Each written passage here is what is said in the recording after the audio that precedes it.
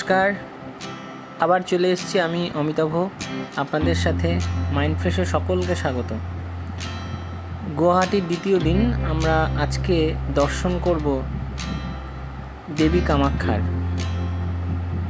অমিতাভর সঙ্গে থাকুন, মাইন্ডফ্রেশে দেখতে থাকবেন পুরো কামাখ্যা মন্দিরের বর্তমান পরিস্থিতি এবং কিভাবে আমরা পুজো দেব এবং কিভাবে এই মন্দিরের হিস্ট্রিটা কতটা আজকে রিলিভেন্স, সেই জিনিসটাই আপনাদেরকে আজকে বলবো। দেখতে থাকুন অমিতাভর সাথে মাইন্ডফ্রেশ। ভালো থাকবেন সবাই। কামাখ্যা মন্দির হলো ভারতের আসাম রাজ্যের গুয়াহাটি শহরের পশ্চিমাংশে নীলাচল পর্বতে অবস্থিত হিন্দু দেবী মন্দির। এটি 51 পীঠের অন্যতম এবং এই 51 পীঠের মধ্যে একটি এবং 4টি আদিশক্তি পীঠগুলির মধ্যে কামাখ্যা বিশেষ, কারণ দেবীর গর্ভ এবং যোনি এখানে পড়েছিল। এইভাবে দেবী কামাখ্যাকে উর্বরতার দেবী বা রক্তক্ষরা দেবী বলা হয়ে থাকে। এই মন্দির চত্বরে 10 মহাবিদ্যার মন্দিরও আছে।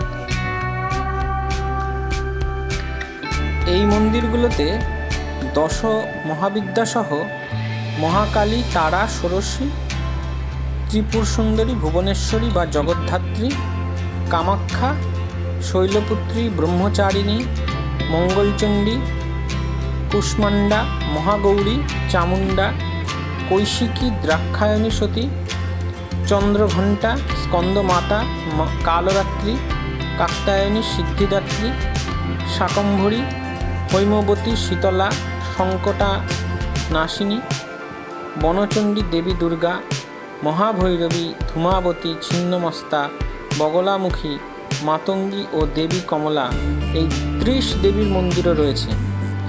এদের মধ্যে ত্রিপুর সুন্দরী, মাতঙ্গী ও কমলা প্রধান মন্দিরে পূজিত হন।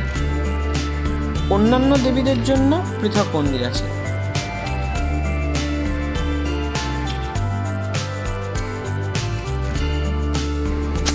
ইতিহাস ঘাটলে দেখা যায়, প্রাচীন কামরূপ রাজ্যের বর্মন রাজবংশের শাসনকালে অর্থাৎ 350 থেকে 650 খ্রিস্টাব্দে এবং সপ্তদশ শতাব্দীর চীনা পর্যটক হিউয়েনসাংয়ের রচনাতেও কামাখ্যা উপেক্ষিত আছে। সেই সময় কামাখ্যাকে অব্রাহ্মণ কিরাত জাতীয় উপাস্য দেবী মনে করা হতো। নবম শতাব্দীতে ম্লেচ্ছ রাজবংশের বানমল বর্মনদেবের তেজপুর লিপিতে প্রথম কামাখ্যার শিলালিপি উল্লেখ পাওয়া যায়। এই শিলালিপি থেকে প্রমাণিত হয় খ্রিস্টীয় 8ম-9ম শতাব্দীতে এখানে একটি বিশাল মন্দির ছিল। জনশ্রুতি অনুসারে সুলেমান কিরানির 1566 থেকে 1572 সেনাপতি কালাপাহাড় এই মন্দির ধ্বংস করেছিলেন। তবে ঐতিহাসিক প্রমাণ থেকে জানা যায় যে আলাউদ্দিন হোসেন শাহ কামতা রাজ্য আক্রমণ করার সময় 1498 খ্রিস্টাব্দে এই মন্দির ধ্বংসপ্রাপ্ত হয়েছিল।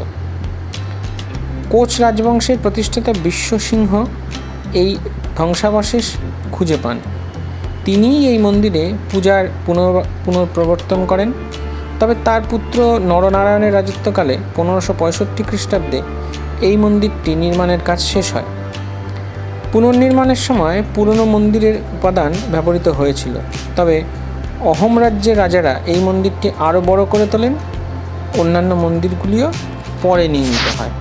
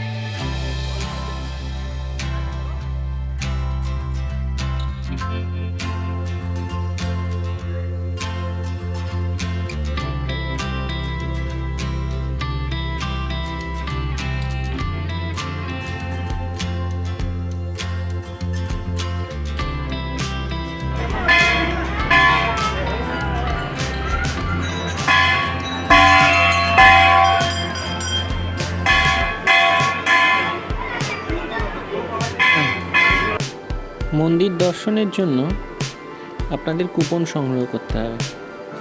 কুপনের দু রকমের কুপন আছে, একটা বিনা পয়সার কুপন আর একটা 500 টাকার কুপন।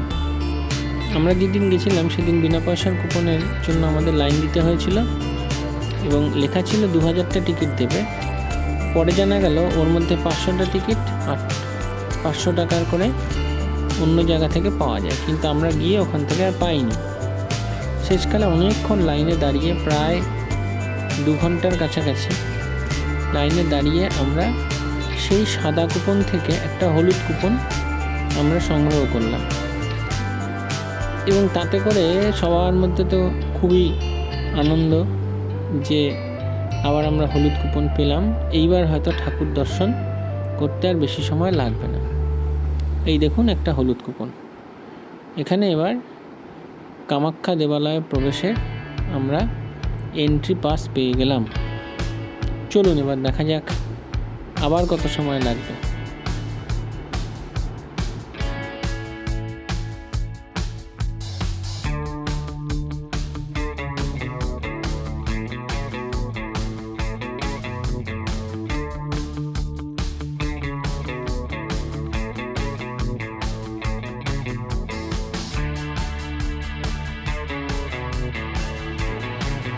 আমরা বেরিয়ে সামনের দিকে রাস্তা আছে, ডান দিক থেকে হাঁটতে থাকবেন।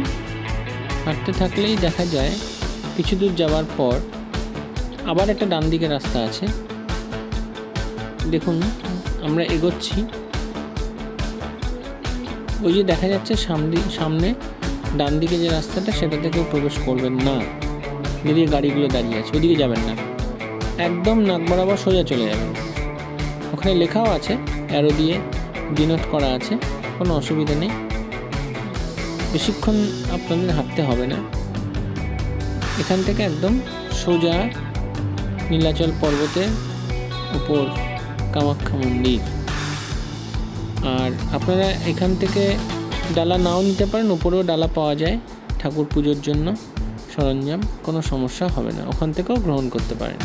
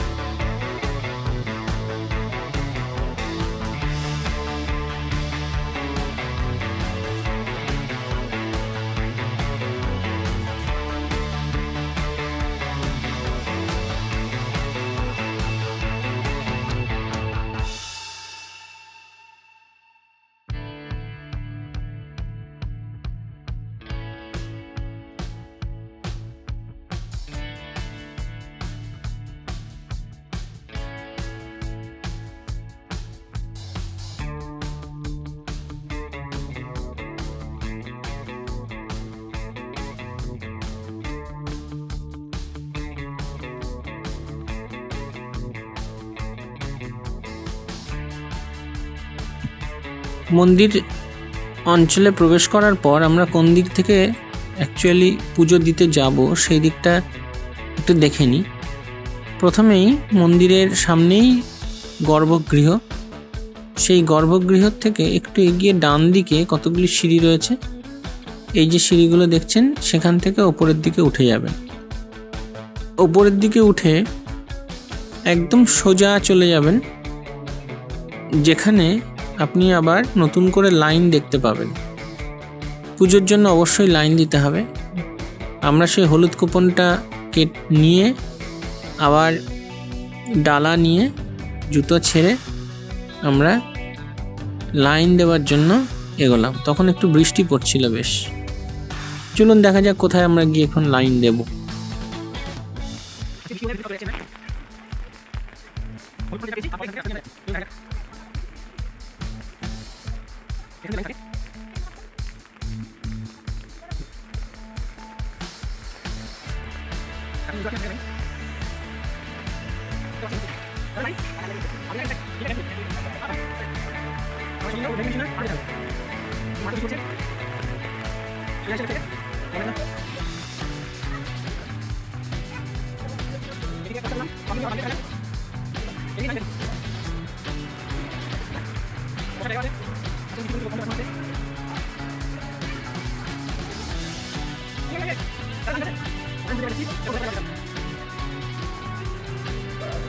অনেকক্ষণ হাঁটার পর, অনেকগুলো রাস্তা পেরোনোর পর তারপরে আমরা এখানে এসে হলুদ কুপনটা দিলাম। দেওয়ার পরে ওখানে 3 ফেজ বলে একটা স্ট্যাম্প মেরে দিল, দিয়ে জেলখানার মতো একটা জায়গায় ঢুকিয়ে দিল যেখানে শুধু বসার সিট রয়েছে। ওই দেখুন 3 লেখা রয়েছে। আমরা এখন 3 ফেজ মানে 3rd ফেজ, সামনে ফার্স্ট আর সেকেন্ড ফেজও বসে আছে। টিকিটগুলো দেখুন, ওই দেখুন 3 লিখে স্ট্যাম্প মেরে দিয়েছে। কতক্ষণ বসতে হবে কেউ জানে না। ডান দিক থেকে দেখা যাচ্ছে, মনে হচ্ছে কোনো একটা লাইন রয়েছে মন্দিরে প্রবেশের। ওই দেখুন, ওই লাইনটাই মন্দিরে যাবে। চলুন বসে থাকা যাক। বৃষ্টিতে অনেকে আমরা ভিজে গেছি। এরপর কখন আমরা প্রবেশ করতে পারবো জানি না। লাইন দিয়ে সবাই প্রায় দাঁড়িয়ে আছে, কখন মায়ের দর্শন পাবো।